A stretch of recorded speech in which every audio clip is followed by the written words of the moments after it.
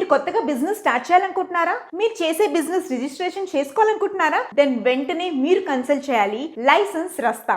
మన ఎండి నాగేంద్ర గారు మనకి ఏ రకమైన బిజినెస్ రిలేటెడ్ రిజిస్ట్రేషన్స్ అని వీళ్ళు చేస్తారు. ఫర్ ఎగ్జాంపుల్ మనకి ఫుడ్ లైసెన్స్ అయినా, లేకపోతే లేబర్ లైసెన్స్ అయినా, ట్రేడ్ లైసెన్స్ అయినా, ఏ బిజినెస్ కైనా కావాల్సిన లైసెన్స్ వీళ్ళు మనకి అందజేస్తారు. అలాగే వీళ్ళకి ఆల్ ఓవర్ 4 సిటీస్ లో, 4 మేజర్ సిటీస్ లో వీళ్ళకి బ్రాంచెస్ ఉన్నాయి. హైదరాబాద్, వైజాగ్, బెంగళూరు, ఇంకా Chennai. So all over India నుంచి మీరు వాళ్ళని కన్సల్ట్ చేస్తే మీకు ఎక్కడున్నా వాళ్ళు ఆన్లైన్ లో మీకు కావాల్సిన సర్టిఫికేషన్, మీ బిజినెస్ కి కావాల్సిన labour licence, trade licence, all kinds of licence మన నాగేంద్ర గారు మనకు అందజేస్తారు. మీకు ఏమైనా రిక్వైర్మెంట్ ఉంటే కింద స్క్రోల్ అవుతున్న నంబర్స్ ని కన్సల్ట్ చేయండి. అలాగే వాళ్ళ YouTube channels Mahodaya TV, Indian franchise hub, అలాగే పాన్ ఇండియా బిజినెస్ టీవీ, అలా వీళ్ళ చాలా ఛానల్స్ ఉన్నాయన్నమాట. నేను డిస్క్రిప్షన్ లో పెడతాను. Please do contact them for more updates and get your business certified by license Rasta. All the best. Welcome to pan India business TV. ఈరోజు మనం ఈ వీడియోలో జిఎస్టీ రిజిస్ట్రేషన్ అంటే ఏంటి, ఇది ఎవరు తీసుకోవాలి, ఇది తీసుకోవడం వలన మనకు కలిగే ఉపయోగాలు ఏంటి అనేది తెలుసుకుందాం. ఎవరికైనా బిజినెస్లో 25 lakhs అబవ్ యాన్యువల్ టర్నోవర్ ఉన్న వాళ్ళు జిఎస్టీ రిజిస్ట్రేషన్ అనేది తీసుకోవాలి.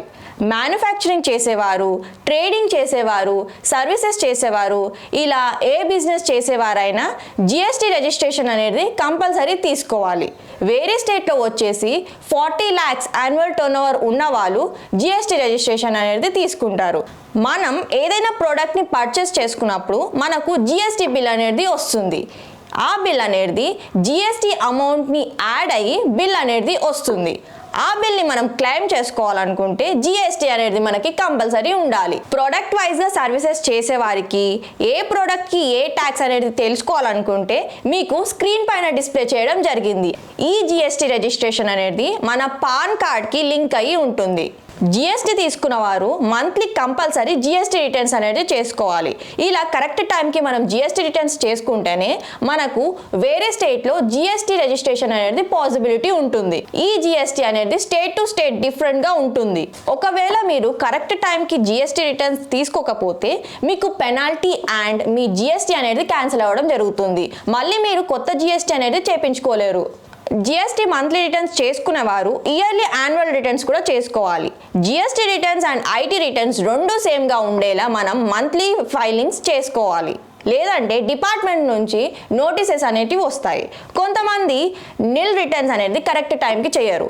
వారికి డిపార్ట్మెంట్ నుంచి నోటీసెస్ అనేవి రావడం జరుగుతుంది.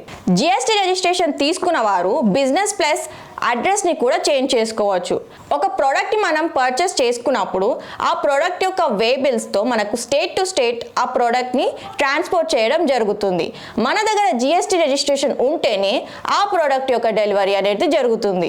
ఒకవేళ మన దగ్గర వే బిల్స్ అనేది లేకుండా మనం ఒక ప్రోడక్ట్ని ట్రాన్స్పోర్ట్ చేయాలనుకుంటే మన వెహికల్ అండ్ ఆ ప్రోడక్ట్ కూడా సీజ్ అవుతుంది. సో ప్రొఫెషనల్గా బిజినెస్ చేసుకునేవారు జిఎస్టీ రిజిస్ట్రేషన్ అనేది కంపల్సరీ తీసుకోవాలి.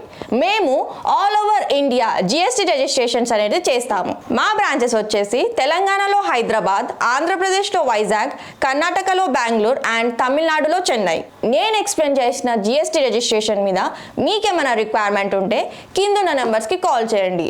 మా ఎగ్జిక్యూటివ్స్ ద్వారా పూర్తి వివరాలు తెలుసుకోండి. మా వీడియోని చాలా మంది చూస్తున్నారు, కాకపోతే లైక్, షేర్, సబ్స్క్రైబ్ ఎవ్వరూ చేసుకోవడం లేదు. So please do like, share and subscribe to our channel. Thank you.